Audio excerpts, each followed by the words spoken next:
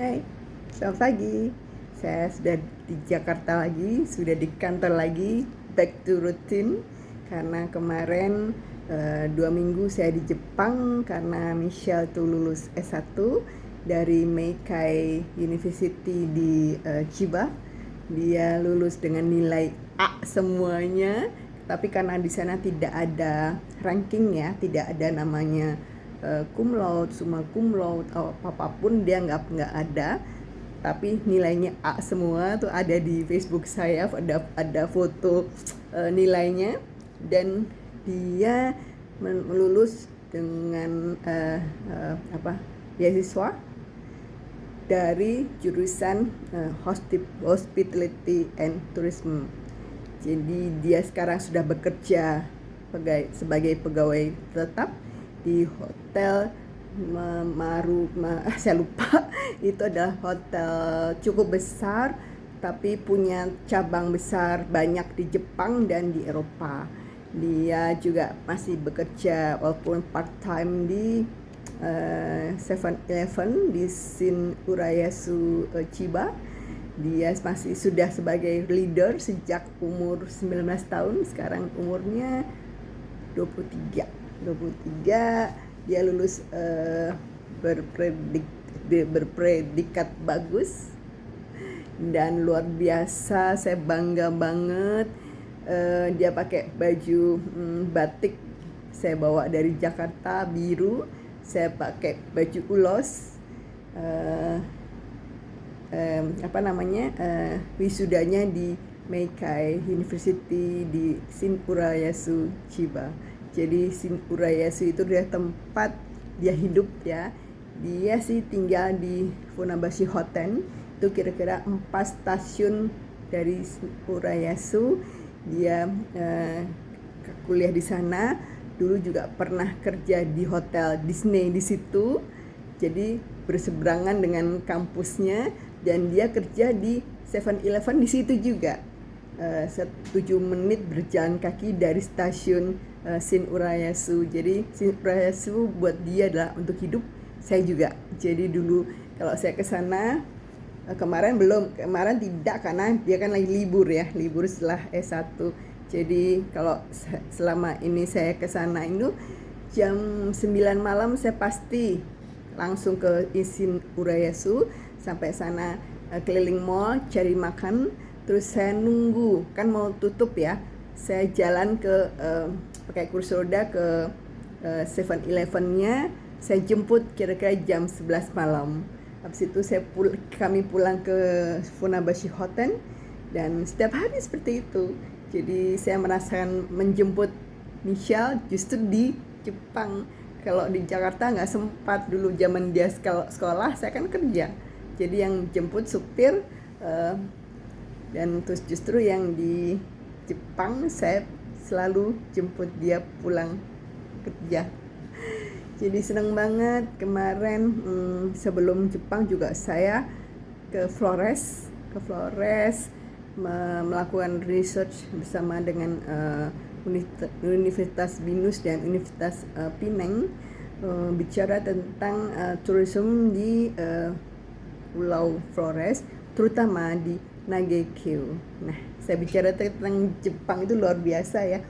Buat saya Jepang adalah negara kedua. Bukan saya tidak cinta Indonesia, tapi anak saya di sana, jadi saya juga harus belajar tentang Jepang. Bagaimana Jepang peduli warganya, bahkan turisnya. Jepang adalah, setelah saya pakai kursi roda, saya sudah keliling dunia, dan kecuali Afrika ya, Jepang adalah negara yang sangat, atau bahkan 100% saya bisa bilang itu ramah disabilitas. Accessible semua, bahkan di kampung-kampung pun memang misalnya tidak ada rem, ada kasih lift. Kalau misalnya nggak ada lift pun dia bikin lift tangga. Jadi mereka benar-benar sangat peduli dengan semua warganya, tidak terkecuali disabilitas dan prioritas adalah lansia dan anak-anak. Jadi selama tahun sejak 2017 saya sudah menghasilkan 13 buku tentang Jepang dan 1 buku khusus untuk tentang disabilitas Jepang. Jadi kemarin juga nambah lagi pengalaman saya ketika saya bersama dengan seseorang juga pakai kursi roda. Kan kalau kak saya di Jepang tuh kalau masuk ke stasiun tuh pasti ke stasiun ke kantornya. Kenapa? Karena kak saya butuh slooper. Slooper itu adalah alat seperti ram yang bisa dibawa untuk bisa masuk kereta. Kenapa pakai slooper? Karena jarak antara kereta dengan platform atau peron itu bisa selalu tinggi, rendah, atau terlalu lebar. Karena kan Jepang itu negara tua ya, dimana stasiunnya sudah ada, keretanya mungkin per periode sekali itu ganti. Jadi kan ya untuk menyamakan merata itu agak susah. Jadi saya selalu minta tolong petugas untuk membawa slooper untuk bisa naik turun kereta. Nah, waktu itu kita berdua, satu lagi pakai kursi roda, orang tua, bapak-bapak, dan saya dikasih slooper dengan satu petugas, dan dia juga bawa slooper dengan petugas lain. Kami di satu gerbong, tapi yang saya heran kenapa gak bareng-bareng gitu loh. Ini sendiri, dan ketika saya masuk duluan, sloopernya diambil oleh petugas, dan yang ini petugas yang itu juga ganti gitu. Ya buat saya itu lebih kepada kepedulian, karena komitmen petugas itu untuk masing-masing dari kami itu adalah super. Jadi itu sudah paten, komitmen, disiplin. Itu yang saya rasakan. Jepang memang buat luar biasa. Itu ya, waktu selama di Jepang ini kemarin, saat ini saya juga ketemu dengan Profesor Pitoyo Hartono. Beliau adalah satu angkatan dengan saya waktu SMP. Beliau di SMP PL, saya SMP Tarki.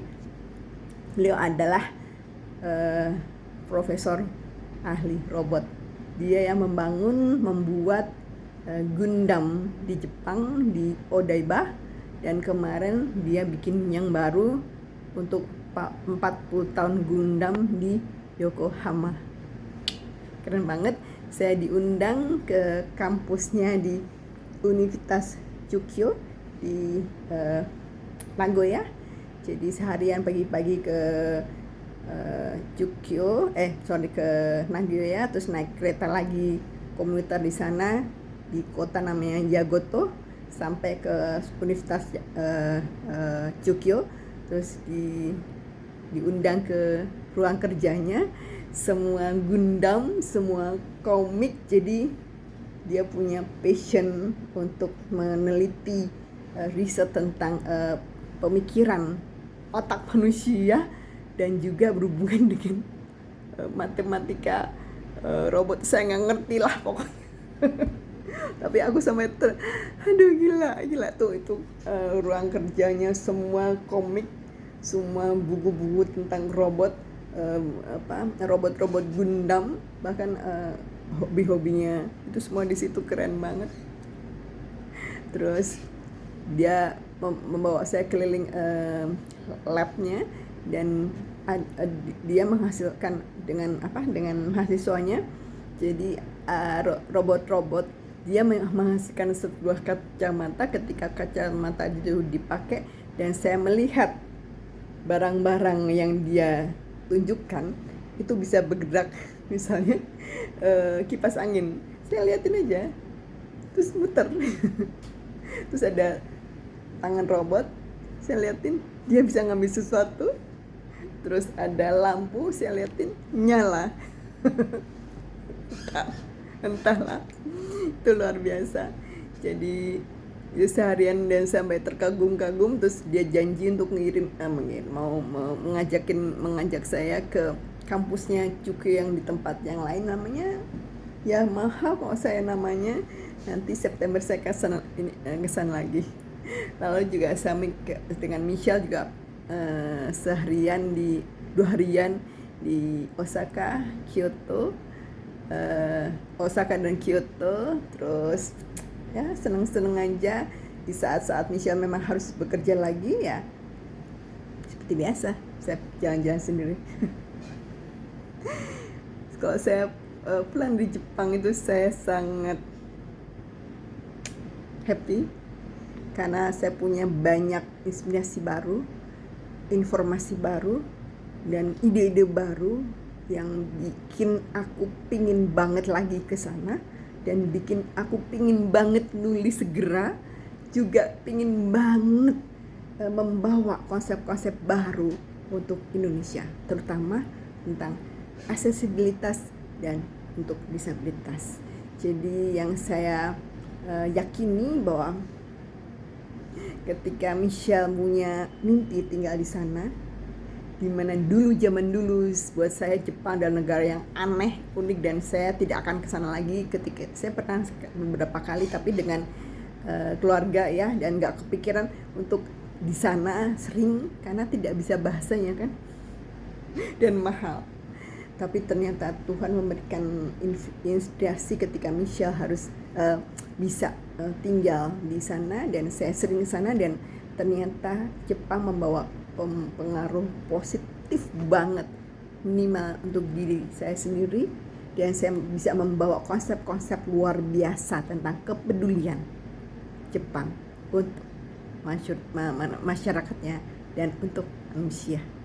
Luar biasa. Jujur saya iri karena keadaan saya terbatas dan saya benar-benar dimanjakan oleh Jepang, sama dengan waktu di Singapura.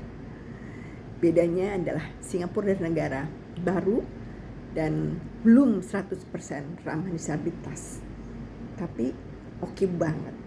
Jepang adalah 100% ramah disabilitas, dan konsepnya Jepang adalah ramah. Pegawai semua orang ramah banget.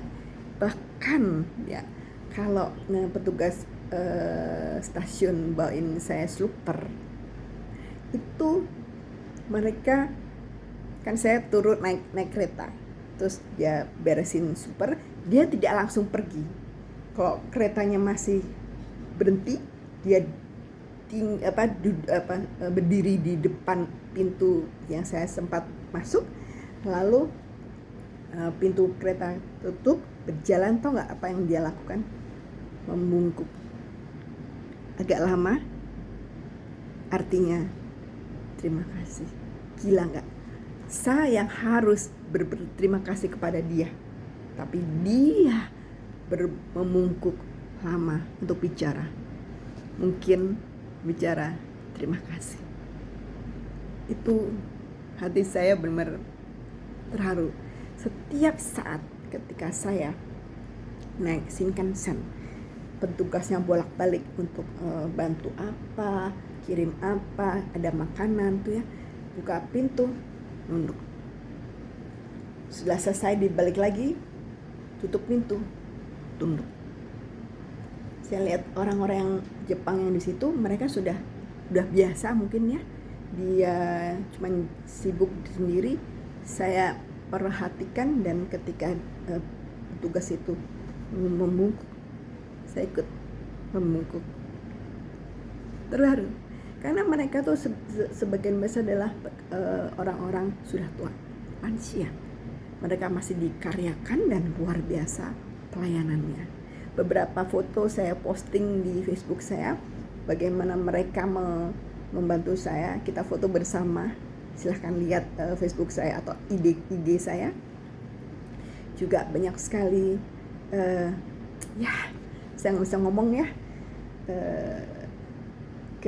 kepedulian mereka pada kita semua, terutama untuk orang-orang seperti saya sangat terbatas, dan justru mereka sangat memperhatikan kita. Ketika saya kalau misalnya udah sampai ke destinasi stasiun ya, saya dijemput slooper, lalu itu pegawai itu menghalau orang-orang yang sibuk di depan saya supaya saya bisa jalan dengan nyaman. Tahu kan, stasiun di Jepang itu selalu ramai. dan orang-orang sibuk jadi hilir mudik untuk mengejar kereta, mengejar kerjaan. Jadi petugas ini menghalau mereka untuk saya bisa berjalan mengikuti. Luar biasa. Dan yang udah pastikan adalah teman-teman saya kalau Jepang pasti nyasar, apalagi ke stasiun-stasiun besar seperti Tokyo Station atau Shinjuku atau Shibuya, karena pintu masuknya bisa banyak sekali dan bisa nyasar.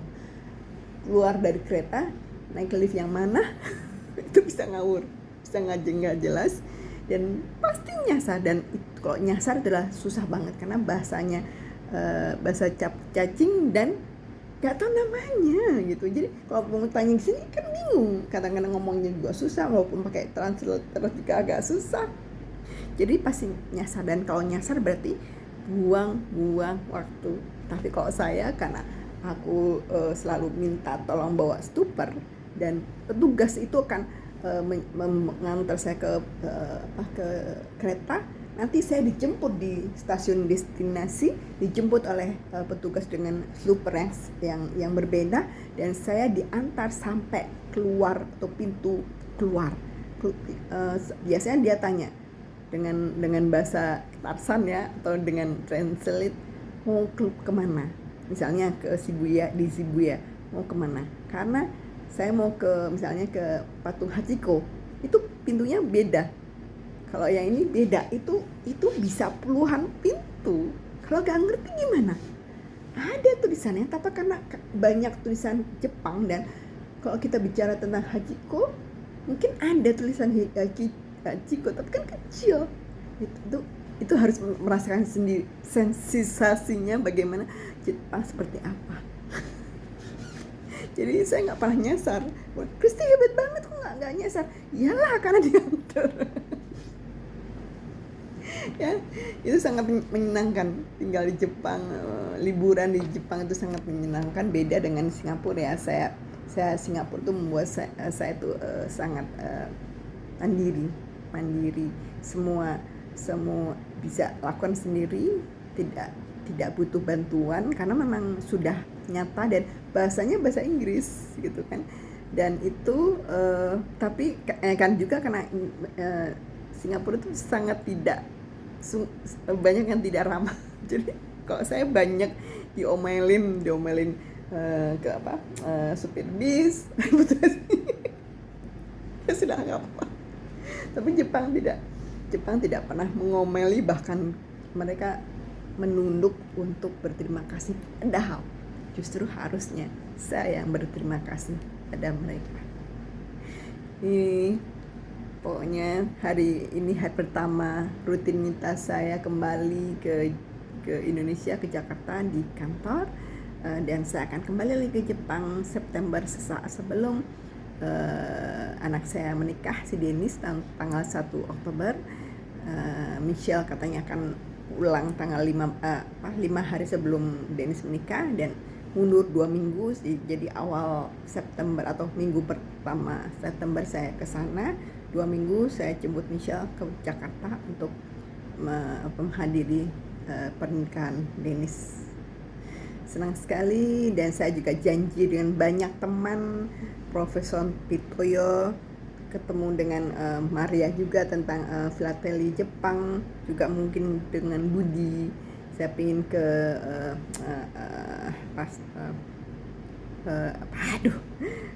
Gundam yang di Yokohama, ada studionya. Itu butuh waktu khusus ya. Nanti akan ke sana Yokohama. Saya juga janji juga mau ke Nara, banyak tempat lah. Jadi terima kasih Tuhan, saya bisa mendapatkan inspirasi yang luar biasa di Jepang, dan saya bisa akan membawa konsep-konsep yang bagus untuk Indonesia lewat tulisan-tulisan saya, dan kepedulian, menggugah kepedulian Indonesia tentang prioritas dan disabilitas. Terima kasih atas semua selalu dengerin vlog saya, dan Tuhan berkati kita semua. Salam.